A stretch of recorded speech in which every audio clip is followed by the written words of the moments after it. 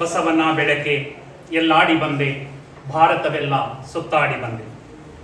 ಬೆವರಿನ ಹನಿಯಲ್ಲಿ ಬೊಮ್ಮವ ತೋರಿಸಿ, ಕಾಯಕದಲ್ಲಿ ಕೈಲಾಸ ತೋರಿಸಿ, ವೃತ್ತಿಯ ಮುಖಕ್ಕೆ ಹೊಸ ಕಳೆ ಬರೆಸಿ, ಕಸುಬಿನ ಕಿಳ್ಳೆಯ ಕಲಂಕ ಬಿಡಿಸಿ, ದುಡಿಮೆಯ ದೇವರ ದೇಗುಲದಲ್ಲಿ ನರ್ತಿಸಿ ಬಂದೆ, ಕೀರ್ತಿಸಿ ಬಂದೆ. ಬಸವನ ಬೆಳಕೆ ಎಲ್ಲಿಗೆ ಮುಂದೆ, ವಿಶ್ವವೆಲ್ಲವೂ ನನ್ನದೇ ಎಂದು ನಾಡಿನ ಹೆಸರಾಂತ ಕವಿಗಳಾದಂತಹ ಸಿದ್ದಯ್ಯ ಪುರಾಣಿಕರವರು ವಿಶ್ವಗುರು ಬಸವಣ್ಣನವರನ್ನ ಸ್ತುತಿಸಿರುವಂತಹ ಈ ಕವಿತೆಯನ್ನ ಸ್ತುತಿಸಿ ಈ ದಿನ ಶ್ರೀರಂಗಪಟ್ಟಣ ಐತಿಹಾಸಿಕ ನಗರದ ತಾಲೂಕು ಆಡಳಿತದಿಂದ ಆಯೋಜಿಸಿರುವಂತಹ ಕರ್ನಾಟಕದ ಸಾಂಸ್ಕೃತಿಕ ನಾಯಕ ವಿಶ್ವಗುರು ಬಸವಣ್ಣನವರ ಜಯಂತಿಯಲ್ಲಿ ಭಾಗವಹಿಸಿರುವಂತಹ ಮಾನ್ಯ ತಹಶೀಲ್ದಾರ್ ಸರ್ ಅವರಿಗೆ ಮತ್ತು ಎಲ್ಲ ಜನಪ್ರತಿನಿಧಿಗಳಿಗೆ ಮತ್ತು ಎಲ್ಲ ಅಧಿಕಾರಿ ವರ್ಗದವರಿಗೆ ಮತ್ತು ಎಲ್ಲ ಬಸವ ಭಕ್ತರಿಗೆ ಭಕ್ತಿಪೂರ್ವಕ ಶರಣಾರ್ಥಿಗಳು. ಬಸವಣ್ಣನವರು ಪ್ರತಿಪಾದಿಸಿದಂತಹ ಜಾತಿ ಮತ್ತು ವರ್ಗರಹಿತ ಸಮಾಜ, ಕಾಯಕ ಮತ್ತು ದಾಸೋಹ ತತ್ವ ಹಾಗೂ ಮನುಕುಲಕ್ಕೆ ಅವರು ನೀಡಿದಂತಹ ಸಂದೇಶಗಳು ಸರ್ವಕಾಲಕ್ಕೂ ದಾರಿದೀಪ ಆಗಿರುವುದನ್ನ ಮನಗಂಡು ಕರ್ನಾಟಕ ಸರ್ಕಾರ ಅವರನ್ನ ಸಾಂಸ್ಕೃತಿಕ ನಾಯಕ ಅಂತ ಘೋಷಣೆ ಮಾಡಿದೆ. ಅವರು ಕೇವಲ ಕರ್ನಾಟಕಕ್ಕೆ ಮಾತ್ರ ಸಾಂಸ್ಕೃತಿಕ ನಾಯಕರಲ್ಲ. ಮೊನ್ನೆ ಒಂದು VSNA ಅಂತ ಅಮೆರಿಕಾದಲ್ಲಿ ಒಂದು ಸಂಸ್ಥೆ ಇದೆ, ಅವರು ಬಸವಣ್ಣನವರನ್ನ ಕಲ್ಚರಲ್ ಲೀಡರ್ ಆಗಿ ಅಂದ್ರೆ ಸಾಂಸ್ಕೃತಿಕ ನಾಯಕನಾಗಿ ಇಡೀ ವಿಶ್ವದಾದ್ಯಂತ ಅವರು ವಿಶ್ವ ಬಸವ ಜಯಂತಿಯನ್ನ ಮಾಡ್ತಾ ಇದ್ದಾರೆ. ಅಂದ್ರೆ ಬಸವಣ್ಣನವರು ಕರ್ನಾಟಕಕ್ಕೆ ಮಾತ್ರ ಸಾಂಸ್ಕೃತಿಕ ನಾಯಕ ಅಲ್ಲ, ಭಾರತಕ್ಕೆ ಮಾತ್ರ ಸಾಂಸ್ಕೃತಿಕ ನಾಯಕ ಅಲ್ಲ, ಅವರು ವಿಶ್ವಕ್ಕೆ ಸಾಂಸ್ಕೃತಿಕ ನಾಯಕನಾಗಿ ಬಿಂಬಿತವಾಗ್ತಾ ಇರೋದನ್ನ ನಾವು ಕಾಣಬಹುದು. ಯಾಕಂದ್ರೆ ಅವರ ತತ್ವಗಳು ಆ ರೀತಿ ಇದೆ.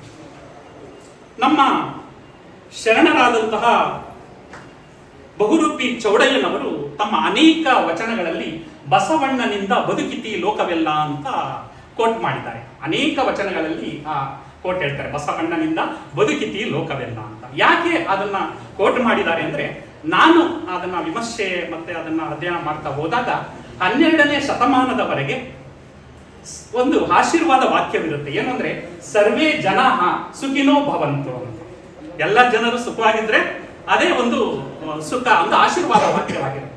ಆದರೆ 12ನೇ ಶತಮಾನದಲ್ಲಿ ಬಸವಣ್ಣನವರು ಕೊಟ್ಟಂತಹ ವಾಕ್ಯ, ಸಕಲ ಜೀವಾತ್ಮನಿಗೆ ಲೇಸನ್ನೇ ಬಯಸುವ ಕುಲಜರೇ ಶರಣರು ಅನ್ನೋ ಒಂದು ಪದವನ್ನ ಪ್ರಯೋಗ ಮಾಡ್ತಾರೆ. ಅಂದ್ರೆ ಕೇವಲ ಮನುಷ್ಯರಿಗೆ ಮಾತ್ರವಲ್ಲ, ಜೀವ ಇರುವಂತಹ ಪ್ರತಿಯೊಂದು ಜೀವಿಗೂ ಕೂಡ ಯಾರು ಲೇಸನ್ನ ಬಯಸ್ತಾರೋ ಆ ಲೇಸನ್ನೇ ಬಯಸುವ ಕುಲಜರೆ ಶರಣರು ಎಂದು ಹೇಳುವುದರ ಮೂಲಕ ಅವರು ವಿಶ್ವದ ಭೂಪಟದಲ್ಲಿ ಶಾಶ್ವತವಾದ ಸ್ಥಾನವನ್ನ ಪಡೀತಾರೆ. ಅದಕ್ಕೆ ಅವರನ್ನ ಜಗಜ್ಯೋತಿ ಅಂತ ಕರೀತಾರೆ, ವಿಶ್ವಗುರು ಅಂತ ಕರೀತಾರೆ. ಯಾಕಂದ್ರೆ ಎಲ್ಲರನ್ನು ಕೂಡ ವಿಶ್ವಗುರು ಅಂತ ಕರೆಯೋದು ಆಗುದಿಲ್ಲ. ಆ ವಿಶ್ವಗುರುವಿನ ಸ್ಥಾನಮಾನವನ್ನ ಅವರು ಪಡ್ಕೊಳ್ಬೇಕಾದ್ರೆ, ಜಗಜ್ಯೋತಿ ಅನ್ಸ್ಕೊಳ್ಬೇಕಾದ್ರೆ ಈ ಒಂದು ವಾಕ್ಯ ಅವರ ಜೀವನದಲ್ಲಿ ಒಂದು ಶಾಶ್ವತವಾದಂತಹ ಸ್ಥಾನ ಪಡೆಯುತ್ತೆ. ಬಂಧುಗಳೇ, ನಾವೆಲ್ಲ ಈಗ ಜಂಜಾಟದಲ್ಲಿ ಸಿಗಾಕೊಂಡಿದ್ದೀವಿ. ಅಂದ್ರೆ ಈ ಒಂದು ಸಂದರ್ಭದಲ್ಲಿ ನಮ್ಮ ಜೀವಘಟ್ಟದಲ್ಲಿ ಒಳ್ಳೆಯ ಕೆಲಸವನ್ನ ಮಾಡಿದ್ರೆ ಸ್ವರ್ಗಕ್ಕೆ ಹೋಗ್ತೀವಿ, ಕೆಟ್ಟ ಕೆಲಸ ಮಾಡಿದ್ರೆ ನರಕಕ್ಕೆ ಹೋಗ್ತೀವಿ ಅಂತ ಅದೊಂದು ಸಾಮಾನ್ಯವಾಗಿ ಬಂದಿದೆ. ಆದ್ರೆ ವಿಶ್ವಗುರು ಬಸವಣ್ಣನವರು ಆಗಿನ ಕಾಲದಲ್ಲಿ ಇದಕ್ಕೆ ಒಂದು ಸ್ಪಷ್ಟತೆಯನ್ನ ಕೊಡ್ತಾರೆ. ಅವರು ಒಂದು ವಚನದ ಮೂಲಕ ಕೊಡೋದು, ದೇವಲೋಕ ಮರ್ತ್ಯಲೋಕವೆಂಬುದು ಬೇರಿಲ್ಲ ಕಾಣಿರು, ಸತ್ಯವ ನುಡಿಯುವುದೇ ದೇವಲೋಕ, ಮಿಥ್ಯವ ನುಡಿಯುವುದೇ ಮರ್ತ್ಯಲೋಕ, ಆಚಾರವೇ ಸ್ವರ್ಗ ಅನಾಚಾರವೇ ನರಕ, ಕೂಡಲ ಸಂಗಮ ದೇವ ನೀವೇ ಪ್ರಮಾಣ. ದೇವಲೋಕ ಮರ್ತ್ಯಲೋಕ ಬೇರೆ ಯಾವುದೂ ಇಲ್ಲ ಕಣಪ್ಪ, ಸತ್ಯವ ನುಡಿಯುವುದೇ ದೇವಲೋಕ. ಇವತ್ತು ನಮ್ಮ ತಹಸೀಲ್ದಾರ್ ಸರ್ ಇದ್ದಾರೆ, ಅಧಿಕಾರಿಗಳಿದ್ದಾರೆ, ಎಲ್ಲ ಒಂದೊಂದು ವಚನಗಳನ್ನ ಅವರು ಉದ್ಗಾರವನ್ನ ಮಾಡ್ತಾರೆ. ಆ ಉದ್ಗಾರ ಮಾಡಿದಾಗ ಅಲ್ಲಿ ಸತ್ಯ ಬರ್ತಾ ಇದೆ. ಅದು ಬಸವಣ್ಣವರ ವಚನ. ನಾನು ಹೇಳ್ತಾ ಇದ್ದೀನಿ ಅಂದ್ರೆ, ಅವರ ಕಾಯ ನಮ್ಮ ಕಾಯದಲ್ಲಿ ಅವರ ಜೀವ ಅಡಗಿದೆ ಅನ್ನೋ ರೀತಿಯಲ್ಲಿ ನಾವು ಪರಿಭಾವಿಸಬೇಕಾಗುತ್ತೆ. ಹಂಗೆ ಸತ್ಯವ ನುಡಿಯುವುದೇ ದೇವಲೋಕ, ಮಿಥ್ಯವ ನುಡಿಯುವುದೇ ಮರ್ತ್ಯಲೋಕ. ಎಲ್ಲಿ ಸುಳ್ಳು ಹೇಳ್ತಾರೋ ಅದೇ ಮರ್ತ್ಯಲೋಕ, ಆಚಾರವೇ ಸ್ವರ್ಗ ಅನಾಚಾರವೇ ನರಕ. ಎಲ್ಲಿ ಆಚಾರಯುಕ್ತವಾದಂತಹ ಕಾರ್ಯಕ್ರಮ ನಡೆಯುತ್ತೋ, ಎಲ್ಲಿ ಆಚಾರಯುಕ್ತವಾದಂತಹ ಚಟುವಟಿಕೆಗಳು ನಡೆಯುತ್ತೆ ಅದೇ ಸ್ವರ್ಗ, ಅನಾಚಾರ ನಡೆದ್ರೆ ನರಕ. ಕೂಡಲ ಸಂಗಮ ದೇವ ನೀವ ಪ್ರಮಾಣ ಅಂತ ಹೇಳ್ತಾರೆ. ಈ ಒಂದು ವಚನಕ್ಕೆ ಪೂರಕವಾಗಿ ನಮ್ಮ DVG ಅವರು ಕೂಡ ಒಂದು ಒಳ್ಳೆ ಕಗ್ಗವನ್ನ ಬರೀತಾರೆ. ಮರಣದಿ ಮುಂದೇನು, ಪ್ರೇತವೋ ಭೂತವೋ, ಪರಲೋಕವೋ ಪುನರ್ಜನ್ಮವೋ ಅದೇನು, ತಿರುಗಿ ಬಂದವರಿಲ್ಲ ವರದಿ ತಂದವರಿಲ್ಲ, ಧರೆಯ ಬಾಳ್ಗದರಿನೇ ಮಂಕುತಿಮ್ಮ ಅಂತ ಹೇಳ್ಬಿಡ್ತಾರೆ. ಮರಣದ ನಂತರ ಮುಂದೆ ಏನು? ಕೆಲವರು ಹೇಳ್ತಾರೆ ಸತ್ತ ನಂತರ ಏನಾಗ್ತಾರೆ, ಕೆಲವರು ಭೂತ ಆಗ್ತಾರೆ, ಪ್ರೇತ ಆಗ್ತಾರೆ ಅಂತ ಹೇಳ್ತಾರೆ. ಆದ್ರೆ ಅದು ನಾನು ಕಂಡಿಲ್ಲ. ಆಮೇಲೆ ಸ್ವರ್ಗಕ್ಕೆ ಹೋಗ್ತೀವಿ ಅಂತ ಹೇಳ್ತಾರೆ, ನರಕಕ್ಕೆ ಹೋಗ್ತೀವಿ ಅಂತ ಹೇಳ್ತಾರೆ, ಅದು ಕೂಡ ನಾನು ಕಂಡಿಲ್ಲ.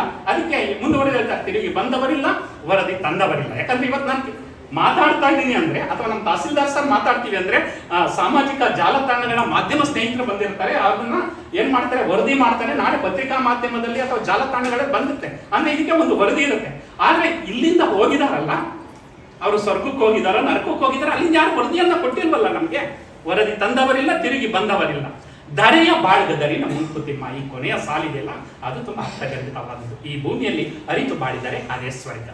ನಾವೊಂದು ಆಫೀಸ್ ಇದೆ, ತಾಲೂಕು ಆಫೀಸ್ ಇದೆ ಅಂದ್ರೆ ಅಲ್ಲಿ ತಹಶೀಲ್ದಾರ್ ಸರ್ ಮತ್ತೆ ಅಲ್ಲಿರುವಂತಹ ಅಧಿಕಾರಿ ವರ್ಗಗಳು ಅನನ್ಯತೆಯಿಂದ ತಾಲೂಕು ಆಡಳಿತದ ಕೆಲಸವನ್ನ ಮಾಡ್ಕೊಂಡು ಹೋದ್ರೆ ಅದೇ ಸ್ವರ್ಗ. ದರಿಯ ಹರಿತು ಬಾಳಿದರೆ ಅದೇ ಸ್ವರ್ಗ ಆಗುತ್ತೆ. ಮನೆಯಲ್ಲಿ ಗಂಡ ಹೆಂಡತಿ ಮಕ್ಕಳಿದ್ದೀವಿ, ಎಲ್ಲರೂ ಅನನ್ಯವಾಗಿ ಬಾಳಿದ್ರೆ ಅದೇ ಸ್ವರ್ಗ. ಗಂಡನ ಕಂಡ್ರೆ ಹೆಂಡತಿಗಾಗಲ್ಲ, ಹೆಂಡತಿ ಕಂಡ್ರೆ ಗಂಡನಿಗಾಗಲ್ಲ ಅಂದ್ರೆ ಅದೇ ನರಕ ಅನ್ನೋದನ್ನ ಈ ಒಂದು ವಿಶೇಷವಾಗಿ ಅದನ್ನ ಕೋಟ್ ಮಾಡ್ತಾರೆ ಅಂತ ಹೇಳ್ತಾ, ಜಾತಿ ಮತ್ತು ವರ್ಗರಹಿತ ಸಮಾಜಕ್ಕೆ ಬಸವಣ್ಣನವರು ಪ್ರಯತ್ನ ಮಾಡಿರುವ ಅನೇಕ ಉದಾಹರಣೆಗಳು ನಮ್ಮ ಕಣ್ಮುಂದೆ ಬರುತ್ತೆ. ಅವರು ಯಾರನ್ನು ಕೂಡ ಜಾತಿಯ ದೃಷ್ಟಿಯಿಂದ ನೋಡದೆ, ಪಂಪ ಹೇಳ್ತಾನೆ ಆದಿಕವಿ, ಮನುಷ್ಯ ಜಾತಿ ತಾನೊಂದೇ ಬಲಂ ಅಂತ ಹೇಳ್ತಾನೆ. ಅದಕ್ಕೆ ಪೂರಕವಾಗಿ ಕೊಡುವಂತಹ ಬಸವಣ್ಣನವರ ವಚನ, ಇವನಾರವ ಇವನಾರವ ಇವನಾರವನೆಂದೆನಿಸದಿರಯ್ಯ, ಇವನಮ್ಮವ ಇವನಮ್ಮವ ಇವನಮ್ಮವನೆಂದೆನಿಸಯ್ಯ, ಕೂಡಲ ಸಂಗಮ ದೇವ ನಿಮ್ಮ ಮನೆಯ ಮಗನೆಂದೆನಿಸಯ್ಯ ಅಂತ ಹೇಳುವುದರ ಮುಖಾಂತರ ಯಾರನ್ನು ಕೂಡ ಇವರು ನಮ್ಮವರು ಅಲ್ಲ ಅಂತ ಹೇಳಿಲ್ಲ, ಪ್ರತಿಯೊಬ್ಬರನ್ನು ಕೂಡ ನಮ್ಮವರು ಅಂತ ಅಪ್ಪಿಕೊಳ್ಳುವುದರ ಮುಖಾಂತರ ಒಂದು ಹೊಸ ಭಾಷ್ಯವನ್ನ ಬರೀತಾರೆ ನಮ್ಮ ವಿಶ್ವಗುರು ಬಸವಣ್ಣನವರು.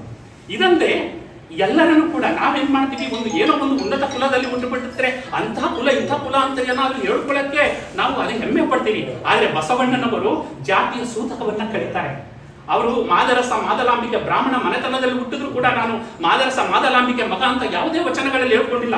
ಆದ್ರೆ ಅವ್ರು ಹೇಳ್ಕೊತಾರೆ, ನಮ್ಮ ಅಪ್ಪನು ಮಾದಾರ ಚೆನ್ನಯ್ಯ, ಬೊಪ್ಪನು ನಮ್ಮ ಡೋಹರ ಕಕ್ಕಯ್ಯ, ಚಿಕ್ಕಯ್ಯ ನಮ್ಮಯ್ಯ ಕಾಣಯ್ಯ, ಅಣ್ಣನು ನಮ್ಮ ಚಿನ್ನರಿ ಬೊಮ್ಮಯ್ಯ, ಎನ್ನನ್ನೇ ತಕ್ಕರಿಯರಿ ಕೂಡಲ ಸಂಗಯ್ಯ. ಎಂತಹ ಅದ್ಭುತವಾದ ವಚನ. ಅಪ್ಪನು ನಮ್ಮ ಮಾದಾರ ಚೆನ್ನಯ್ಯ ನಮ್ಮ ಅಪ್ಪ, ಬೊಪ್ಪ ನಮ್ಮ ಡೋಹರ ಕಕ್ಕಯ್ಯ, ನಮ್ಮ ಚಿಕ್ಕಪ್ಪ ಡೋಹರ ಕಕ್ಕಯ್ಯ, ನಮ್ಮ ಚಿಕ್ಕಯ್ಯ ನಮ್ಮ ತಾತ, ಮತ್ತು ಅಣ್ಣ ನಮ್ಮ ಕಿನ್ನರಿ ಬ್ರಹ್ಮಯ್ಯ ಅಂತ ಹೇಳುವುದರ ಮುಖಾಂತರ ಅವರು ತಮ್ಮ ಕುಲ ಸೂತಕವನ್ನ ಕಳ್ಕೊಂಡು ನಾನು ನೊಂದವರ ಧ್ವನಿಯಾಗ್ತೇನೆ, ಕೆಳವರ್ಗದ ನಾಡಿ ಮಿಡಿತಕ್ಕೆ ಸ್ಪಂದಿಸುವಂತಹ ವ್ಯಕ್ತಿ ಆಗ್ತೀನಿ ಅನ್ನೋದನ್ನ ಈ ಒಂದು ವಚನದ ಮುಖಾಂತರ ಕೊಡ್ತಾರೆ. ಧ್ವನಿ ಇಲ್ಲದ ಜನರಿಗೆ ಧ್ವನಿ ಆಗ್ತಾರೆ. ಮತ್ತೆ ಯಾವ ರೀತಿ ಅಂದ್ರೆ, ಅನೇಕ ಕಳ್ಳ ಬಂದರೂ ಕೂಡ ಕಳ್ಳನನ್ನು ಕೂಡ ಮನ ಪರಿವರ್ತನೆ ಮಾಡುವಂತಹ ಮನೋಭಾವ ವಿಶ್ವಗುರು ಬಸವಣ್ಣವರಿಗಿತ್ತು. ಒಂದ್ಸಲ ಬಸವಣ್ಣವರು ಮಹಾ ಅರಿವಿನ ಮನೆ ಅಂತ ಕರೀತಾರೆ. ಬಸವ ಕಲ್ಯಾಣಕ್ಕೆ ಹೋದ್ರೆ ನೀವು ನೋಡಿದ್ದೀರ, ಆ ಅರಿವಿನ ಮನೆಗೆ ಒಬ್ಬ ಕಳ್ಳ ಬಂದ್ಬಿಡ್ತಾನೆ. ಕಳ್ಳ ಬಂದು ಆ ಓಲೆಯನ್ನ ಬಿಚ್ಚಕ್ಕೆ ಹೋಗ್ತಾನೆ ನೀಲಾಂಬಿಕೆದ. ಆಗ ಬಿಚ್ಚಕ್ಕೆ ಹೋದಾಗ ಕಳ್ಳ ಅಂತ ಕೂಗ್ಕೊಂಡಾಗ ಆಗ ಬಸವಣ್ಣವ್ರು ಹೇಳ್ತಾರೆ, ಒಡನಿರ್ದ ಸತಿ ಎಂದು ನಚ್ಚಿರ್ದೆನಯ್ಯ, ಕೈ ಹಿಡಿದ ಸಜ್ಜನೆ ಎಂದು ನಂಬಿರ್ದೆನಯ್ಯ, ಅಯ್ಯ ನಮ್ಮಯ್ಯನ ಕೈ ನೊಂದಿತು, ತೆಗೆದುಕೊಡೆ ಎಲೆ ಬೆಂಡೋಲ ಕಿತ್ತಿ, ಕಳ್ಳನ ಮನೆಗೆ ಬಲುಗಳ್ಳ ಬಂದರೆ ಕೂಡಲ ಸಂಗಮ ದೇವನಲ್ಲದೆ ಹಾರು ಇಲ್ಲ. ನಾನೇ ಕಳ್ಳ, ನನ್ನ ಮನೆಗೆ ಇನ್ನೊಬ್ಬ ಬಂದ್ರೆ ಅವನು ಕೂಡಲ ಸಂಗಮ ದೇವನಲ್ಲದೆ ಮತ್ತಾರು ಇಲ್ಲ, ಆ ಬೆಂಡೋಲೆಯನ್ನು ಕಿತ್ತುಕೊಡು ಅಂತ ಎಂದಾಗ ಆ ಕಳ್ಳನಾಗಿ ಅದನ್ನ ಕದಿಯಕ್ಕೆ ಬಂದಿದ್ದವನು ಕೂಡ ಮನ ಪರಿವರ್ತನೆ ಆಗಿ ಶರಣಾಗಿ ರೂಪ ಆಗ್ತಾನೆ ಅಂದ್ರೆ ಅದಕ್ಕೆ ಬಸವಣ್ಣನವರನ್ನ ಏನಂತಾರೆ, ಜಗಜ್ಯೋತಿ ಅಂತಾರೆ, ವಿಶ್ವಗುರು ಅಂತಾರೆ. ಮತ್ತೆ ಬಸವಣ್ಣನವರು ವಿಶ್ವಕ್ಕೆ ಕೊಟ್ಟದ್ದು ಎರಡು ಅಂಶಗಳು, ಒಂದು ಕಾಯಕ ಮತ್ತೊಂದು ದಾಸೋಹ. ಕಾಯಕ ಮತ್ತು ದಾಸೋಹದ ಮುಖಾಂತರ ಇಡೀ ಕಲ್ಯಾಣದಲ್ಲಿ ಕೊಡುವವರುಂಟು ಬೇಡುವವರಿಲ್ಲ ಅಂತ ಆಗುತ್ತೆ. ಎಲ್ಲ ಕೊಡೋರಿದ್ರು ಹೊರತು ಬೇಡವರು ಒಬ್ರು ಇಲ್ಲ, ಬೇಡುವನಿಲ್ಲದೆ ಬಡವನಾದೆ ಅಂತ ಬಸವಣ್ಣವರು ಮತ್ತೊಂದು ವಚನದಲ್ಲಿ ಹೇಳಿದ್ದಾರೆ. ಆದ್ರೆ ಈಗ ನಾವು ಬೇಡವರಿದ್ದೀವಿ, ಕೊಡೋರು ನಮಗೆ ಕಡಿಮೆ ಕಾಣ್ತಾ ಇದೆ. ಅಂತಹ ಒಂದು ಕಾಯಕ ಮತ್ತು ದಾಸೋಹ ತತ್ವವನ್ನ ಅವರು ಚಲಾವಣೆಗೆ ತರ್ತಾರೆ, ಜಾರಿಗೆ ತರ್ತಾರೆ. ಅದರಿಂದ ಕಲ್ಯಾಣ ಸಾಮ್ರಾಜ್ಯ ಒಂದು ಆರ್ಥಿಕವಾಗಿ ಪ್ರಬಲವಾಗಿ ರೂಪುಗೊಳ್ಳುತ್ತೆ. ಆ ಸಂದರ್ಭದಲ್ಲಿ ಆ ಬಸವಣ್ಣನವರ ಕಾಯಕ ತತ್ವ ಮತ್ತು ದಾಸೋಹವನ್ನ ಜೊತೆಗೆ ಅವರು ರಚಿಸಿದಂತಹ ಅನುಭವ ಮಂಟಪ ಈಗ ಬಸವ ಕಲ್ಯಾಣದಲ್ಲಿ ತ್ರಿಪುರಾಂತಕ ಕೆರೆಯ ಮೇಲೆ ಸಾವಿರಾರು ಕೋಟಿಯಲ್ಲಿ ತಲೆ ಎತ್ತಾ ಇದೆ. ಅಲ್ಲಿ ಅನುಭವ ಮಂಟಪದಲ್ಲಿ 770 ಅಮರಗಣಗಳು ಇದ್ರು. 770 ಜನರು ವಚನವನ್ನ ರಚನೆ ಮಾಡಿ ಚರ್ಚೆಯನ್ನ ಮಾಡ್ತಾ ಇದ್ರು. ಈಗ ಸಾಮಾನ್ಯವಾಗಿ ಇವತ್ತು ಅನುಭವ ಮಂಟಪದ ರೀತಿಯ ನಮ್ಮ ತಾಲೂಕು ಆಡಳಿತದ ಈ ಒಂದು ಕಾರ್ಯಕ್ರಮ ಕಂಗೊಳಿಸ್ತಾ ಇದೆ. ಇದೇ ರೀತಿ ಚರ್ಚೆಯನ್ನ ಮಾಡ್ತಾ ಇದ್ರು. ಅದನ್ನ ಕರ್ನಾಟಕ ಸರ್ಕಾರ ಏನ್ ಮಾಡಿದೆ, ಅನುಭವ ಮಂಟಪ ರಚನೆ ಮಾಡಬೇಕು ಅಂತ 770 ಅಮರಗಣಗಳ ಸೂಚಕವಾಗಿ 770 ಕಂಬಗಳನ್ನ ರಚನೆ ಮಾಡ್ತಾ ಇದೆ. 770 ಕಂಬಗಳ ಮೇಲೂ ಕೂಡ ಶರಣರ ಹೆಸರು ಮತ್ತು ಅವರ ಪರಿಚಯ ಮತ್ತು ಅವರ ವಚನವನ್ನ ರಚನೆ ಮಾಡಿ ಇಡೀ ವಿಶ್ವಕ್ಕೆ ಅದನ್ನ, ಯಾಕಂದ್ರೆ ವಿಶ್ವದ ಪ್ರಥಮ ಸಂಸತ್ತು ಯಾವುದು ಅಂದ್ರೆ ನಮ್ಮ ಕರ್ನಾಟಕದ ಅನುಭವ ಮಂಟಪ. ನಾವು ಎಲ್ಲ ಪ್ರತಿಯೊಬ್ಬರು ಕೂಡ ಯಾಕಂದ್ರೆ ವಿಶ್ವಕ್ಕೆ ಪ್ರಜಾಪ್ರಭುತ್ವವನ್ನ ಕೊಟ್ಟಂತಹ ನಮ್ಮ ಕರ್ನಾಟಕ ರಾಜ್ಯ ಮತ್ತು ವಿಶ್ವಗುರು ಬಸವಣ್ಣನವರನ್ನ ಕರ್ನಾಟಕದ ಸಾಂಸ್ಕೃತಿಕ ನಾಯಕ ಅಂತ ಘೋಷಣೆ ಮಾಡಿರದೆ ಆ ಒಂದು ಉದ್ದೇಶದಿಂದ. ಮತ್ತೆ ಬಸವಣ್ಣನವರ ಈ ಒಂದು ತತ್ವವನ್ನ ಅನುಭವ ಮಂಟಪದಲ್ಲಿದ್ದಂತಹ ಈ ಒಂದು ಚರ್ಚೆಯನ್ನ ನೋಡಿ ಬೇರೆ ಬೇರೆ ರಾಜ್ಯಗಳಿಂದ, ಬೇರೆ ಬೇರೆ ದೇಶದಿಂದ ಬರ್ತಾರೆ. ಆಶ್ಚರ್ಯ ಆಗ್ಬಿಡ್ತೀರಿ ಎಲ್ಲಿಂದ ಬಂದಿರ್ತಾರೆ ಅಂತ. ಇವತ್ತು ನಾವು ಶ್ರೀರಂಗಪಟ್ಟಣದಲ್ಲಿ ಕಾರ್ಯಕ್ರಮ ಮಾಡ್ತಾ ಇದ್ದೆ ಅಂದ್ರೆ ಶ್ರೀರಂಗಪಟ್ಟಣದವರು ಬರೋದೇ ಒಂದ್ ಸ್ವಲ್ಪ ಅಯ್ಯೋ ನನ್ಗೆ ಆ ಕೆಲಸ ಇದೆ, ಈಗ ಏನೂ ಇಲ್ಲ, ಬೇರೆ ಕೆಲಸ ಇದ್ರು ಕೂಡ ಮನೆಯಲ್ಲಿ ಇರ್ತಾರೆ. ಆದ್ರೆ ಬಸವಣ್ಣನವರ ಈ ಒಂದು ಅನುಭವ ಮಂಟಪ ಚರ್ಚೆ ನಡೀತಾ ಇದ್ದಾಗ ಆಫ್ಘಾನಿಸ್ತಾನದಿಂದ ಮರುಳ ಶಂಕರ ದೇವರು ಬರ್ತಾರೆ, ಬೇರೆ ದೇಶ. ನಮ್ಮ ತಮಿಳುನಾಡಿನಿಂದ ಮಾದಾರ ಚೆನ್ನಯ್ಯ ಬರ್ತಾರೆ, ಮಹಾರಾಷ್ಟ್ರದಿಂದ ಶ್ರೀ ಸಿದ್ದರಾಮೇಶ್ವರರು ಬರ್ತಾರೆ, ಉತ್ತರ ಪ್ರದೇಶದಿಂದ ಶಿವಲೇಖ ಮಂಚಣ್ಣ ಬರ್ತಾರೆ. ಈಗ ಕಾಶ್ಮೀರ ದಾಳಿ ಆಯ್ತಲ್ಲ, ಆ ಕಾಶ್ಮೀರದಿಂದ ಮೋಳಿಗೆ ಮಾರಯ್ಯ ಮತ್ತು ಮೋಳಿಗೆ ಮಹಾದೇವಿ ಬರ್ತಾರೆ. ಮಧ್ಯಪ್ರದೇಶದಿಂದ ಡೋಹರ ಕಕ್ಕಯ್ಯ ಬರ್ತಾರೆ. ಪ್ರತಿಯೊಬ್ಬರು ಬಂದು ಅನುಭವ ಮಂಟಪದಲ್ಲಿ ನೆಲೆಯಲಿದ್ದಾರೆ. ಇಲ್ಲಿಂದ ನಮ್ಮ ಶಿಕಾರಿಪುರ ಅಂತ ಇದೆ, ಅಲ್ಲಿ ಉಡುತಡಿ ಅಂತ ಇದೆ, ಜಗನ್ಮಾತೆ ಅಕ್ಕಮಹಾದೇವಿ ಇವರ ಜನ್ಮಸ್ಥಳ ಉಡುತಡಿ. ಬಸವ ಇವರು ಅಲ್ಲಮಪ್ರಭು ಅವರ ಜನ್ಮಸ್ಥಳ ಬಳ್ಳಿಗಾವೆ ಅಂತ. ಅಲ್ಲಿಂದ ಎಲ್ಲಿಗೆ ಹೋಗ್ತಾರೆ, ಆ ಬಸವ ಕಲ್ಯಾಣಕ್ಕೆ ಹೋಗಿ ಆ ಅನುಭವ ಮಂಟಪದ ಚರ್ಚೆಯಲ್ಲಿ ಭಾಗವಹಿಸಿ ಚರ್ಚೆಯಲ್ಲಿ ಭಾಗವಹಿಸುತ್ತಿದ್ದಂತಹ ಅಂಶಗಳು, ಅವರು ಹೇಳುತ್ತಿದ್ದಂತಹ ವಿಚಾರಗಳು ಇಡೀ ವಿಶ್ವದ ಜನರ ಮನೆ ಸೂರೆಗೊಳ್ಳುತ್ತೆ.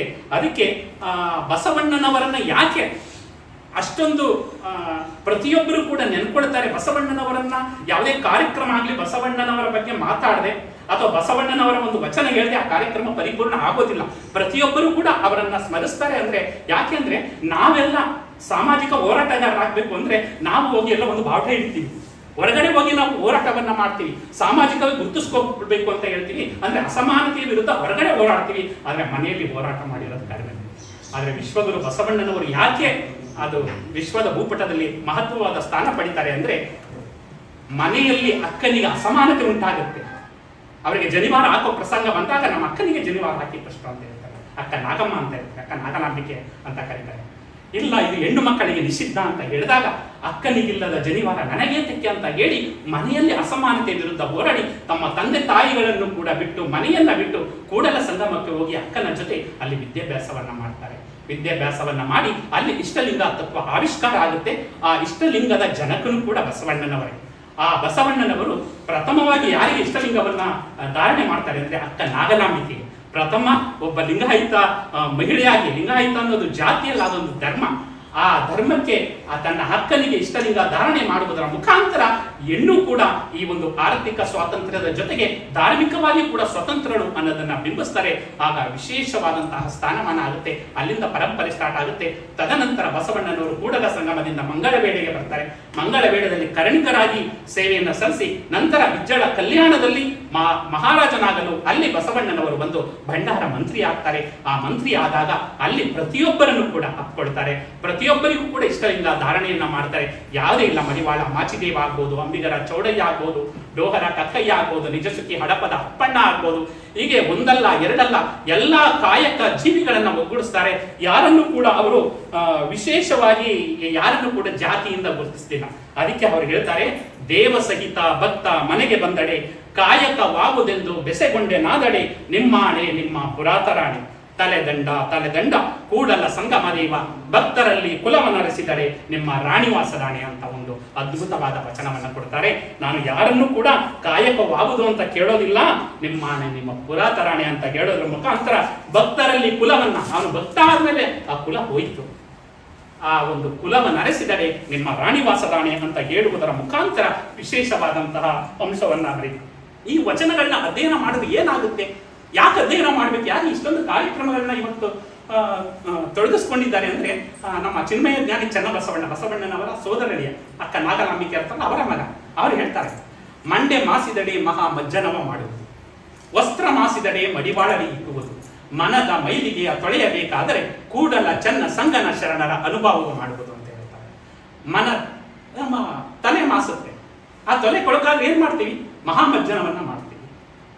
ಅದೇ ಬಟ್ಟೆ ಕೊಳಕಾದ್ರೆ ಏನ್ ಮಾಡ್ತೀವಿ, ಅದನ್ನ ನಾವಾದ್ರೂ ಸ್ವಚ್ಛ ಮಾಡ್ತೀವಿ ಅಥವಾ ಮಡಿವಾಳರಿಗೆ ಕೊಟ್ಟು ಅದನ್ನು ಸ್ವಚ್ಛ ಮಾಡ್ಕೊಳ್ತೀವಿ. ಆದ್ರೆ ಮನದ ಮೈಲಿಗೆ ಆಗುತ್ತಲ್ಲ, ನೋಡಬಾರದ ಘಟನೆಗಳನ್ನ ನೋಡ್ತೇವೆ, ಕೇಳಬಾರದ ಘಟನೆಗಳ ಬಗ್ಗೆ ಕೇಳ್ತೇವೆ, ಕಿವಿಗೆ ಹೋಗುತ್ತೆ, ಕಣ್ಣು ಹೋಗುತ್ತೆ, ನಮ್ಮ ಮನಸ್ಸು ಏನಾಗುತ್ತೆ, ಆಗ ಕೊಳಕಾಗುತ್ತೆ, ಮಲಿನ ಆಗುತ್ತೆ. ಮನದ ಮಲಿನವನ್ನ ಹೋಗಲಾಡಿಸಬೇಕಾದ್ರೆ ಕೂಡಲ ಚೆನ್ನ ಸಂಗಯ್ಯನ ಶರಣರ ಅನುಭವ ಮಾಡುವುದು ಅಂತ ಆ ಶರಣರ ವಚನಗಳನ್ನ ಅಧ್ಯಯನ ಮಾಡಿ ಅದನ್ನ ಜೀವನದಲ್ಲಿ ಅಳವಡಿಸಿಕೊಂಡಾಗ ಏನಾಗುತ್ತೆ, ತಲೆಯಲ್ಲಿ ಸದ್ವಿಚಾರ ಉಂಟಾಗುತ್ತೆ, ಕೈಯಲ್ಲಿ ಸತ್ಕಾರ್ಯ ಉಂಟಾಗುತ್ತೆ, ಎದೆಯಲ್ಲಿ ಸದ್ಭಾವನೆ ಉಂಟಾಗುತ್ತೆ, ಬಾಯಲ್ಲಿ ಸವಿ ಮಾತು ಉಂಟಾಗುತ್ತೆ. ಈ ಬಾಯಲ್ಲಿ ಸವಿ ಮಾತು ಉಂಟಾಗಬೇಕು ಅಂದ್ರೆ ಶರಣರ ವಚನಗಳನ್ನ ನಾವು ಅಧ್ಯಯನ ಮಾಡಬೇಕು ಅಂತ ಹೇಳ್ತಾ, ಅದಕ್ಕೆ ಬಸವಣ್ಣನವರು ಅಂತಹ ಬಿಜ್ಜಳನ ಆಸ್ಥಾನದಲ್ಲಿ ಮಹಾಮಂತ್ರಿಯಾಗಿದ್ರು ಕೂಡ ಅವರು ಯಾವಾಗಲೂ ಕೂಡ ನಾನು ಗ್ರೇಟ್ ಅಂತ ಅನ್ಸ್ಕೊಳ್ಳಿಲ್ಲ, ನಾನು ದೊಡ್ಡವನು ಅಂತ ಅನ್ಕೊಳ್ಳಿಲ್ಲ.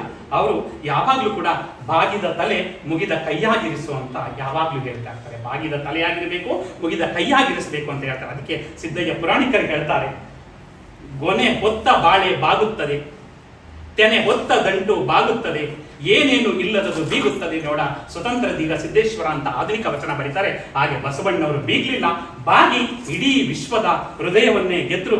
ಆದುದರಿಂದಲೇ ಬಸವಣ್ಣನವರು ಇಂದು ವಿಶ್ವಜ್ಯೋತಿಯಾಗಿ ವಿಶ್ವದ ವಿವಿಧ ದೇಶಗಳಲ್ಲಿ, ಒಂದಲ್ಲ ಎರಡಲ್ಲ, ಅನೇಕ ದೇಶಗಳಲ್ಲಿ ಅವರು ಮೂರ್ತಿಯಾಗಿ ಏನಾಗ್ತಾ ಇದ್ದಾರೆ, ಪ್ರತಿಷ್ಠಾಪನೆ ಆಗ್ತಾ ಇದ್ದಾರೆ. ಅದಕ್ಕೆ ನಮ್ಮ ಚಿನ್ಮಯದಾನಿ ಚನ್ನಬಸವಣ್ಣವರು ಮತ್ತೊಂದು ವಚನ ಹೇಳ್ತಾರೆ. ಅವರು ಯಾವ ರೀತಿ ಎಲ್ಲರನ್ನೂ ಕೂಡ ಮೀರಿಸಿದಂತಹ ಒಂದು ವ್ಯಕ್ತಿತ್ವ ಇತ್ತು ಅನ್ನೋದಕ್ಕೆ, ಕವಿತ್ವ ಸಾಧಕರೆಲ್ಲ ಕಳವಳಿಸಿ ಹೋದರು, ವಿದ್ಯಾ ಸಾಧಕರೆಲ್ಲ ಬುದ್ಧಿಗೆಟ್ಟರು, ತತ್ವ ಸಾಧಕರೆಲ್ಲ ಭಕ್ತಿಹೀನರಾದರು, ಲಿಂಗ ಸಾಧಕರೆಲ್ಲ ಭೂಭಾರಕರಾದರು, ಕೂಡಲ ಚೆನ್ನ ಸಂಗಮ ದೇವ ನಿಮ್ಮ ಬಸವಣ್ಣ ಜಂಗಮ ಸಾಧಕನಾಗಿ ಸ್ವಯಂ ಲಿಂಗವಾದನು. ಅಂದ್ರೆ ಬಸವಣ್ಣನವರೇ ಪೂಜಿಸುವಂತಹ ಮೂರ್ತಿಯಾಗಿ ಇವತ್ತು ನಾವು ಕಾಣ್ತಾ ಇದ್ದೀವಿ. ಯಾಕಂದ್ರೆ ಬಸವಣ್ಣನವರು ಒಬ್ಬ ವ್ಯಕ್ತಿ ಅಲ್ಲ, ಅವರು ಒಂದು ಶಕ್ತಿ. ಆ ಶಕ್ತಿಯಾಗಿ ಸ್ವಯಂ ಲಿಂಗವಾಗಿರೋದ್ರಿಂದ ಅವರನ್ನ ಇವತ್ತು ನಾವು ಪೂಜಾ ಮೂರ್ತಿಯಾಗಿ ನಾವು ಪೂಜಿಸ್ತಾ ಇದ್ದೀವಿ ಅಂತ ಹೇಳ್ತಾ, ವಿಶ್ವದ ನೀವು ಯಾವುದೇ ಧರ್ಮವನ್ನ ತಗೊಳ್ಳಿ, ಅಲ್ಲಿ ಹೆಣ್ಣು ಅನಾದರಣೆಗೆ ಒಳಗಾಗಿರೋದನ್ನ ಕಾಣ್ತಾರೆ. ಇವತ್ತು ಇಷ್ಟು ಜನ ನಮ್ಮ ಸಹೋದರಿಯರು ಬಂದು ಕುಳಿತಿದ್ದಾರೆ ಅಂದ್ರೆ ಅದಕ್ಕೆ ಕಾರಣ ನಮ್ಮ ವಿಶ್ವಗುರು ಬಸವಣ್ಣನವರು. ಅವತ್ತು ಅಕ್ಕನಿಗಿಲ್ಲದ ಜನಿವಾರ ನನಗೇತಕ್ಕೆ ಅಂತ ಮನೆ ಬಿಟ್ಟು ಹೋಗ್ಲಿಲ್ಲ ಅಂದ್ರೆ, ಅಥವಾ ಆ ಪ್ರಸಂಗ ನಡೀಲಿಲ್ಲ ಅಂದ್ರೆ ಇವತ್ತು ನಮ್ಮ ವಿಶ್ವಗುರು ಬಸವಣ್ಣವರು ನಮಗೆ ಪರಿಚಯ ಆಗ್ತಿರ್ಲಿಲ್ವೇನೋ. ಅವರು ಧ್ವನಿ ಇಲ್ಲದ ಮಹಿಳೆಯರಿಗೆ ಧ್ವನಿ ಆಗ್ತಾರೆ. ಧ್ವನಿ ಆಗೋದ್ರ ಮುಖಾಂತರ ಅವರು ಆಗ ನಮ್ಮ ಉಡುತಡಿಯಿಂದ ಅಕ್ಕ ಮಹಾದೇವಿ ಹೋಗ್ತಾರೆ. ಕನ್ನಡದ ಮೊಟ್ಟ ಮೊದಲ ಕವಯತ್ರಿ ಯಾರು ಅಂದ್ರೆ ಜಗನ್ಮಾತೆ ಅಕ್ಕ ಮಹಾದೇವಿ. ಅಲ್ಲಿವರೆಗೆ ಯಾರು ಕೂಡ ಕನ್ನಡ ಸಾಹಿತ್ಯದಲ್ಲಿ ಸಾಹಿತ್ಯವನ್ನ ರಚಿಸಿರುವಂತಹ ಉದಾಹರಣೆಗಳನ್ನ, ಇತಿಹಾಸವನ್ನ ನಾವೆಲ್ಲೂ ಕಂಡೇ ಇಲ್ಲ. ಅವರು ಜಗನ್ಮಾತೆ ಅಕ್ಕ ಮಹಾದೇವಿ. ಅವರು ಎಲ್ಲಿಂದ ಹೋಗ್ತಾರೆ, ಉಡುತಡಿಯಿಂದ ಎಲ್ಲಿಗೆ, ಬಸವ ಕಲ್ಯಾಣಕ್ಕೆ ಹೋಗ್ತಾರೆ. ಬಸವ ಕಲ್ಯಾಣದಲ್ಲಿ ನಡೆದಂತಹ ಅನುಭವ ಮಂಟಪದಲ್ಲಿ ದಿಟ್ಟತನದಿಂದ ಉತ್ತರವನ್ನ ನೀಡ್ತಾರೆ ಅಲ್ಲಮ ಪ್ರಭುಗಳಿಗೆ. ಬಸವಣ್ಣನವರನ್ನ ಕಾಣ್ತಾರೆ. ಬಸವಣ್ಣನವರ ಕಂಡ ತಕ್ಷಣ ಅವರ ಒಂದು ತೇಜಸ್ಸು, ಅವರು ಆ ಪ್ರಜೆಗಳಲ್ಲಿ ನಡೆದುಕೊಂಡಂತಹ ರೀತಿಯನ್ನ ನೋಡಿ ಹೇಳ್ತಾರೆ, ದೇವಲೋಕದವರಿಗೂ ಬಸವಣ್ಣನೇ ದೇವರು, ಮರ್ತ್ಯ ಲೋಕದವರಿಗೂ ಬಸವಣ್ಣನೇ ದೇವರು, ಮೇರುಗಿರಿ ಮಂದರಗಿರಿ ಮೊದಲಾದವೆಲ್ಲಕ್ಕೂ ಬಸವಣ್ಣನೇ ದೇವರು, ಚನ್ನ ಮಲ್ಲಿಕಾರ್ಜುನ ದೇವ ಎನಗೂ ನಿಮಗೂ ಎಂಬ ಶರಣರಿಗೂ ಬಸವಣ್ಣನೇ ದೇವರು ಅಂತ ಹೇಳ್ತಾರೆ. ಅಂದ್ರೆ ಒಬ್ಬ ವ್ಯಕ್ತಿ ದೇವರಾಗಿ ಸ್ಥಾನವನ್ನ ಪಡಿಬೇಕು ಅಂದ್ರೆ ಅವರ ಒಂದು ಕಳಕಳಿ, ನೊಂದವರ ಬಗ್ಗೆ ಇರುವಂತಹ ಅವರ ಕಾಳಜಿಯನ್ನ ನಾವು ಅರ್ಥವನ್ನ ಮಾಡ್ಕೊಳ್ಬೇಕಾಗುತ್ತೆ. ಯಾಕಂದ್ರೆ ಇದು ನಾನು ಯಾವುದೇ ಒಂದು ಪುರಾಣವನ್ನೇ ಹೇಳ್ತಾ ಇಲ್ಲ, ಇದು ವಚನ ಸಾಹಿತ್ಯದ ಆಧಾರದ ಮೇಲೆ ಆ ವಚನಗಳು ಏನು ಕೊಟ್ಟಿದೆ ಆ ವಚನಗಳ ಆಧಾರದ ಮೇಲೆ ಬಸವಣ್ಣನವರ ವ್ಯಕ್ತಿತ್ವ ಆಗ್ಬಹುದು ಅಥವಾ ಅಕ್ಕ ಮಹಾದೇವಿಯವರ ವ್ಯಕ್ತಿತ್ವ ಆಗ್ಬಹುದು, ಅದನ್ನ ಕಟ್ಟಿಕೊಡೋದಕ್ಕೆ ನಾನು ಇಷ್ಟಪಡ್ತಾ ಇದ್ದೇನೆ ಅಂತ ಹೇಳ್ತಾ, ಮತ್ತೆ ಬಸವಣ್ಣನವರು ಮನುಕುಲಕ್ಕೆ ನೀಡಿರುವಂತಹ ಸಂದೇಶಗಳು ಸರ್ವಕಾಲಕ್ಕೂ ಕೂಡ ದಾರಿದೀಪ. ಮನುಕುಲಕ್ಕೆ ನೀಡಿದರಲ್ಲ ಸಂದೇಶಗಳು, ಅದು ಯಾವಾಗಲೂ ಕೂಡ ದಾರಿದೀಪ ಆಗಿದೆ. ಅವರು ಅದ್ಭುತವಾದಂತಹ ಒಂದು ವಚನವನ್ನ ಕೋಟ್ ಮಾಡ್ತಾರೆ. ವ್ಯಾಧನೊಂದು ಮೊಲನ ತಂದಡೆ ಸಲುವ ಹಾಗಕ್ಕೆ ಬಿಲಿವರಯ್ಯ, ನೆಲ ನಾಡುವನ ಹೆಣವೆಂದಡೆ ಒಂದಡಕೆಗೆ ಕೊಂಬವರಿಲ್ಲ ನೋಡಯ್ಯ, ಮೊಲನಿಂದ ಕರ ಕಷ್ಟ ನರನ ಬಾಳುವೆ ಸಲೆನೆಂಬ ಕೂಡಲ ಸಂಗಮ ದೇವನ. ಇದು ಅರ್ಥ ಆಯ್ತು ಅನ್ಕೊಂಡಿದ್ದೀನಿ. ಯಾಕಂದ್ರೆ ವಚನಕ್ಕೆ ಅರ್ಥ ಬೇಕಾಗಿಲ್ಲ, ಅದು ಹೇಳ್ತಿದ್ದಂಗೆ ಅದು ಅರ್ಥ ಆಗುತ್ತೆ. ಒಬ್ಬ ಬೇಟೆಗಾರ ಕಾಡಿಗೆ ಹೋಗಿ ಒಂದು ಮೊಲವನ್ನ ಬೇಟೆಯಾಡಿಕೊಂಡು ಬಂದು ಮಾರುಕಟ್ಟೆಗೆ ಇಡ್ತಾನೆ. ಸತ್ತೋಗಿದೆ ಮೊಲ, ಅದನ್ನ 100 ಅಲ್ಲ 200 ರೂಪಾಯಿ ಕೊಟ್ಟು ತಗೊಳ್ತಾರೆ.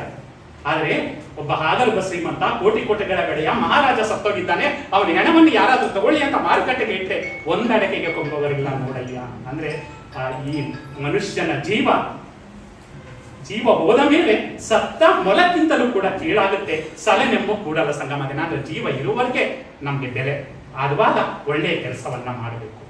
ನಾವು ಒಳ್ಳೆ ಕೆಲಸವನ್ನು ಯಾವಾಗ ಮಾಡಬೇಕು ಅಂದ್ರೆ ವಯಸ್ಸಾದ ಮೇಲಲ್ಲ. ಎಲ್ಲರೂ ದೇವಸ್ಥಾನಕ್ಕೆ ಹೋಗಿ ಅಂದ್ರೆ ಅಪ್ಪ ನೀನು ವಯಸ್ಸಾಗಿದೆ ನೀ ದೇವಸ್ಥಾನಕ್ಕೆ ಹೋಗು ಅಂದ್ಬಿಟ್ಟು ಕೆಲವು ಮಕ್ಕಳುಗಳು ದೇವಸ್ಥಾನಕ್ಕೆ ಬರೋದಿಲ್ಲ ಅಥವಾ ಇನ್ಯಾವುದೋ ಒಂದು ಗುಡಿಗೆ ಬರೋದಿಲ್ಲ. ಅದಕ್ಕೂ ಬಸವಣ್ಣವರು ಅದ್ಭುತವಾದ ವಚನವನ್ನ ಕೊಡ್ತಾರೆ. ನರೆ ಕೆನ್ನಗೆ ತೆರಗಲ್ಲಕ್ಕೆ ಶರೀರ ಗೂಡು ಹೋಗದ ಮುನ್ನ, ಹಲ್ಲು ಹೋಗಿ ಬೆನ್ನು ಬಾಗಿ ಅನ್ಯರಿಗೆ ಹಂಗಾಗದ ಮುನ್ನ, ಕಾಲ ಮೇಲೆ ಕೈಯ ನೂರಿ ಕೋಲು ಹಿಡಿಯದ ಮುನ್ನ, ಮುಪ್ಪಿಂದೊಪ್ಪ ಒಳಿಯದ ಮುನ್ನ, ಮೃತ್ಯು ಮುಟ್ಟದ ಮುನ್ನ, ಪೂಜಿಸು ಕೂಡಲ ಸಂಗಮ ದೇವ. ಅಂತಹ ಅದ್ಭುತವಾದ ವಚನ. ನಾವು ವಯಸ್ಸಾದ ಮೇಲೆ ದೇವರನ್ನ 100 ಸಲ ಬೇಡೋದಕ್ಕಿಂತ ವಯಸ್ಸಿರುವಾಗ ಕೇವಲ 3 ಸಲ ಬೇಡಿದರೂ ಕೂಡ ಆ ಪರಮಾತ್ಮನಿಗೆ ಪ್ರೀತಿಯಾಗುತ್ತೆ ಅಂತ ಹೇಳ್ತಾ ಬಸವಣ್ಣನವರು ಆಗ ಅನೇಕ ಹಿಂದುಳಿದ ವರ್ಗದವರಿಗೆ ದೇವಸ್ಥಾನ ನಿಷಿದ್ಧ ಆಗಿರುತ್ತೆ. ಆಗ ದೇವಸ್ಥಾನದ ಹಂಗೆ ಬೇಡ ಅಂತ ಅವರು ಬಸವಣ್ಣನವರು ದೇವಸ್ಥಾನವನ್ನ ತಿರಸ್ಕರಿಸ್ಬಿಟ್ಟು ಪ್ರತಿಯೊಬ್ಬರಿಗೂ ಯಾರು ನೊಂದವರು ಇರ್ತಾರೋ ನೊಂದವರೆಲ್ಲರನ್ನು ಕರೆದು ಅವರಿಗೆ ಇಷ್ಟಲಿಂಗ ಧಾರಣೆಯನ್ನ ಮಾಡ್ತಾರೆ. ಇಷ್ಟಲಿಂಗ ಧಾರಣೆಯನ್ನ ಮಾಡಿ ದೇಹವನ್ನೇ ದೇವಾಲಯವನ್ನ ಮಾಡ್ತಾರೆ.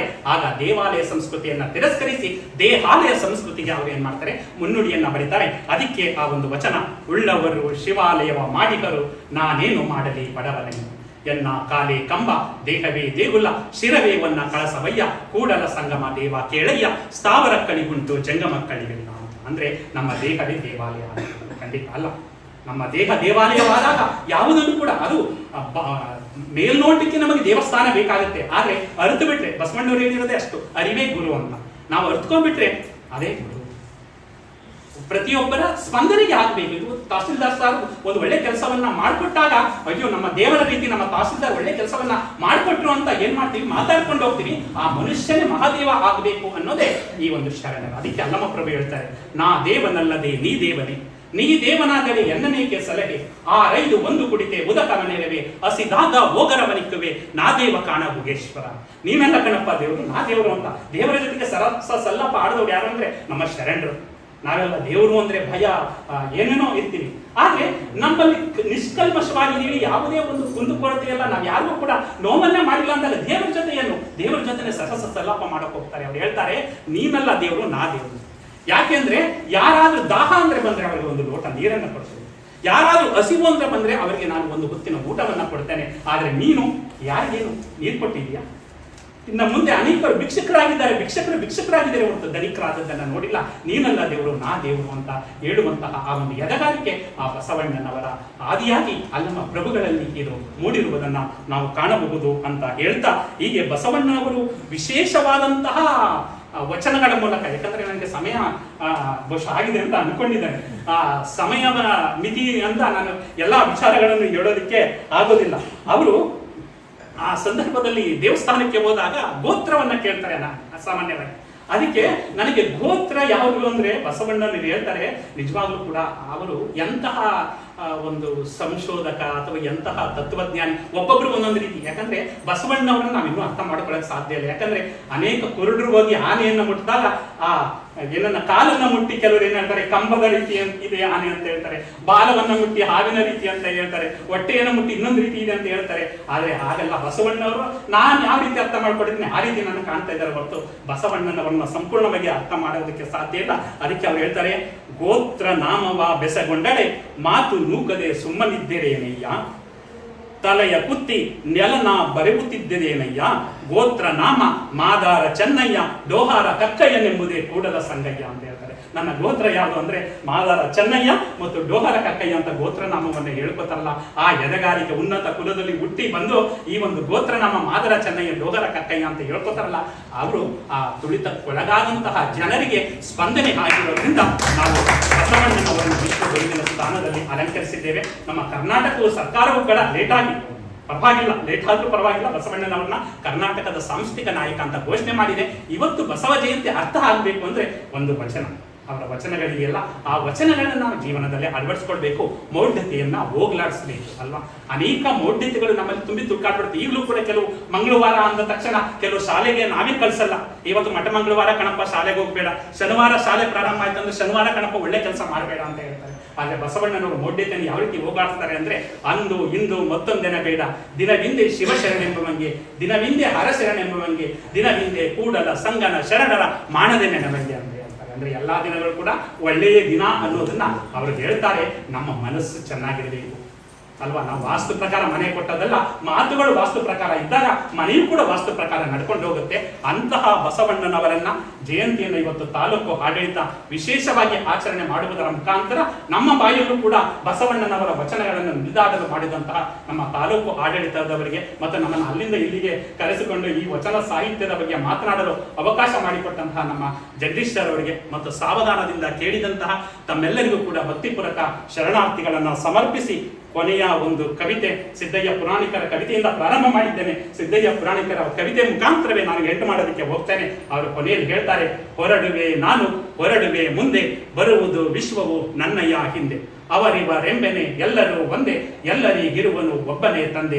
ಬರುವೆನು ಬರುವೆನು ಭುವಿಯನ್ನು ಬೆಳಗಿ, ಬಸವನ ಬೆಳಕೆ ಎಲ್ಲಾಡಿ ಬಂದೆ, ಭಾರತವೆಲ್ಲ ಸುತ್ತಾಡಿ ಬಂದೆ ಅಂತ ಹೇಳ್ತಾರೆ. ಈಗ ಭಾರತ ಅಲ್ಲ, ಇಡೀ ವಚನ ಸಾಹಿತ್ಯ ವಿಶ್ವವನ್ನೇ ಸುತ್ತಾಡ್ತಾ ಇದೆ. ವಿಶ್ವದಲ್ಲಿ ಸುಮಾರು 39 ಭಾಷೆಗಳಿಗೆ ವಚನ ಸಾಹಿತ್ಯ ಅನುವಾದವಾಗಿದೆ. ಗೊತ್ತಿರ್ಬೋದು, ಮಾಜಿ ರಾಷ್ಟ್ರಪತಿಗಳಾದಂತಹ BD ಜತ್ತಿಯವರು ಬಸವ ಸಮಿತಿಯನ್ನು ಸ್ಥಾಪನೆ ಮಾಡಿದ್ದಾರೆ. ಬೆಂಗಳೂರಿನಲ್ಲಿ 560001 ಹೊಡೆದ್ರೆ 1ನೇ ಪಿನ್ ಕೋಡ್ ಇರುವಂತಹ ನಗರ ಆ ಬಸವೇಶ್ವರ ನಗರದಲ್ಲಿ ಅಲ್ಲಿ ಬಸವ ಸಮಿತಿ ಇದೆ. ಅದನ್ನ ನಮ್ಮ ರಾಷ್ಟ್ರಪತಿಗಳಾಗಿದ್ದಂತಹ BD ಜತ್ತಿಯವರು ಸ್ಥಾಪನೆ ಮಾಡ್ತಿದ್ದಾರೆ. ಈಗ ಅವರ ಸುಪುತ್ರರಾದಂತಹ ಅರವಿಂದ್ ಜತ್ತಿಯವರು ಅದನ್ನು ಸ್ಥಾಪನೆ ಮಾಡ್ಕೊಂಡು ನಡೆಸ್ಕೊಂಡು ಹೋಗ್ತಾ ಇದ್ದಾರೆ. ತುಂಬಾ ವಿಶೇಷವಾದಂತಹ ಭವನ ನಿರ್ಮಾಣ ಆಗಿದೆ. ಬೆಂಗಳೂರಿಗೆ ಹೋದ್ರೆ ಅಲ್ಲಿ ಸ್ಥಳವನ್ನ ನೋಡಿ ಅವರು 39 ಭಾಷೆಗಳಿಗೆ ಬಸವಣ್ಣನವರ ವಚನ ಸಾಹಿತ್ಯವನ್ನ ತರ್ಜುಮೆ ಮಾಡುವುದರ ಮುಖಾಂತರ ಇಡೀ ವಿಶ್ವವೇ ನಮ್ಮ ಕರ್ನಾಟಕದತ್ತ ತಿರುಗಿ ನೋಡುವಂತೆ ಮಾಡ್ತಾ ಇದೆ. ಅಂತಹ ತಿರುಗಿ ನೋಡೋದಕ್ಕೆ ಕಾರಣ ನಮ್ಮ ವಿಶ್ವಗುರು ಬಸವಣ್ಣನವರು ಅಂತ ಹೇಳ್ತಾ, ಇವತ್ತು ವಿಶ್ವಗುರು ಬಸವಣ್ಣನವರ ಜಯಂತಿಯನ್ನ ನಮ್ಮ ಐತಿಹಾಸಿಕ ನಗರವಾದಂತಹ ಶ್ರೀರಂಗಪಟ್ಟಣದಲ್ಲಿ